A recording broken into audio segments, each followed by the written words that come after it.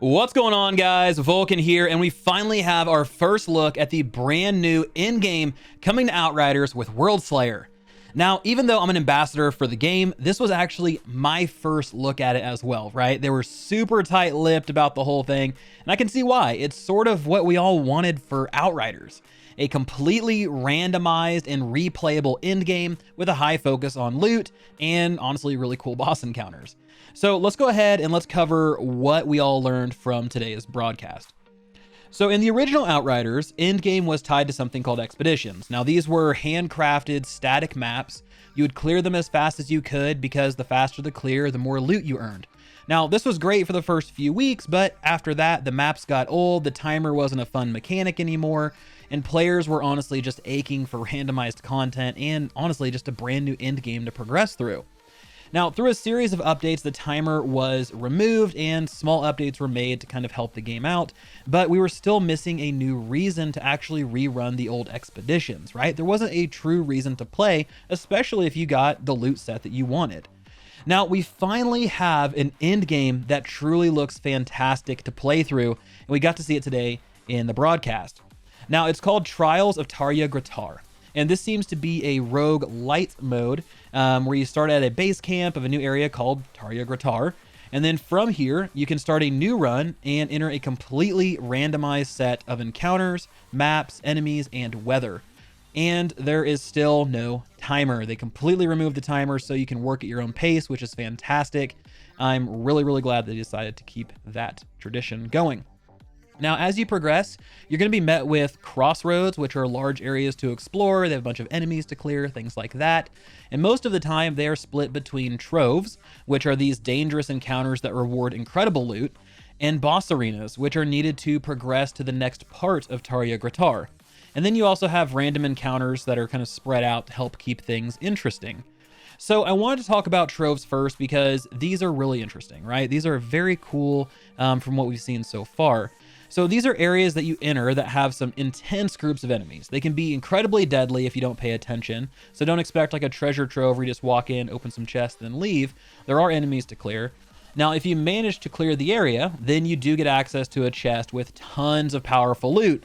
But the thing is, that's not it. So troves are also the first target farming opportunity that we have in Outriders.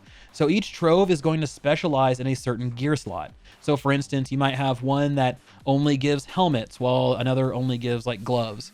So this gives us, the players, a way to farm the weakest slots we have and then look for a set piece or maybe a standalone legendary that's going to help round out our set or at least give us a little bit more firepower. That way we can jump in and push deeper into our Tarja Gratar runs. So all in all, I'm really glad they added something like troves. I feel like before you kind of just hoped that you got what you needed.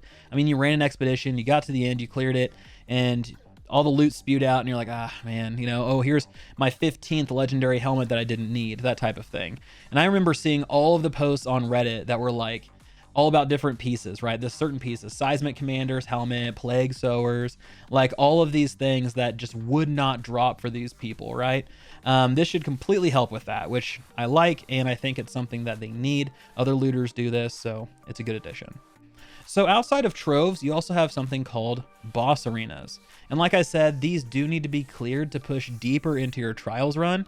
Now, we didn't get too close of a look at these, but the devs claim that these bosses will have new mechanics and be fun but challenging fights. So I'm all for it. We got to see like a couple little teasers.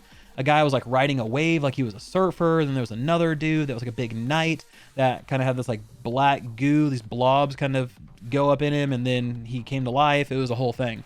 So we got some creativity there. We got some cool things. I'm very excited to see what these truly bring to the table. Now, lastly, we also have some new enemies that are exclusive to this new endgame mode. Now, I'm not sure if this is the extent of them or if this is just what they wanted to reveal, but they did confirm that we will see two. One is the Beast Lord and the other is the Shadow Beasts. So the Shadow Beasts are these like mauler type enemies. They get up close, they shred you. They can also silence you, so you can't use any of your skills, which is going to be a pain, especially if you're an anomaly based build. But that's something you have to deal with. Now, on the other hand, you have the Beast Lord, and the Beast Lord is going to be, honestly, their cheerleader, right? They're just going to support the Shadow Beast, probably heal them, most likely buff them. They didn't go into it. They just said the Beast Lords tame them and kind of control them. So it's definitely a combo you don't want to keep around if you can help it.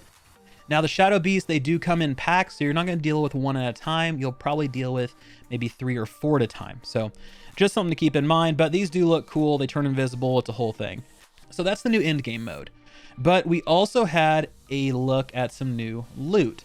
Before we get to that, let's recap just holistically what Trials of Tarja Gratar are. So this is a roguelike mode that sends players into a series of encounters and boss fights. It's completely randomized. It has something called Troves, which are dangerous areas that allow you to target farm specific loot types. And if you die or quit your run, then you are sent back to base and the rewards reset so you can try again, which I do like. Now, the other 2 things they showed off were the Pyromancer Heat Seeker set, which causes Thermal Bomb, which is the skill that you send it out, it hits an enemy, they kind of get lifted up, you shoot them, they explode.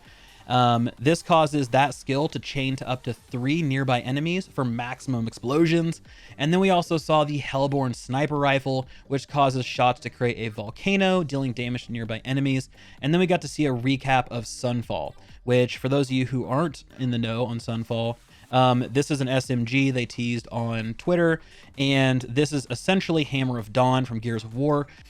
As you shoot enemies, there's going to be a big beam of sun that's going to come down. It's going to hit the enemy, have an AoE at the bottom of it. It's going to deal fire damage. And from what we see in the gameplay, it seems to be moderately effective. I wouldn't say it's like crazy, just blowing everything out of the water, but you can see it does deal a decent amount of damage. So those are the 3 things they really kind of hammered home. They also said that some of the old sets like Plague Sowers is going to be getting a buff. That way they can still be viable in this new end game.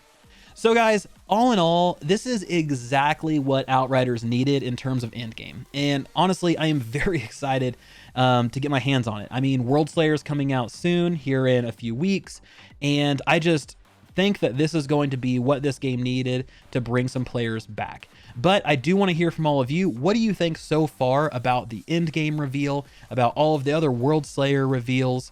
I want to hear from you in the comment section below, so let's talk down there. If you're curious, Outriders Worldslayer is slated to release June 30th.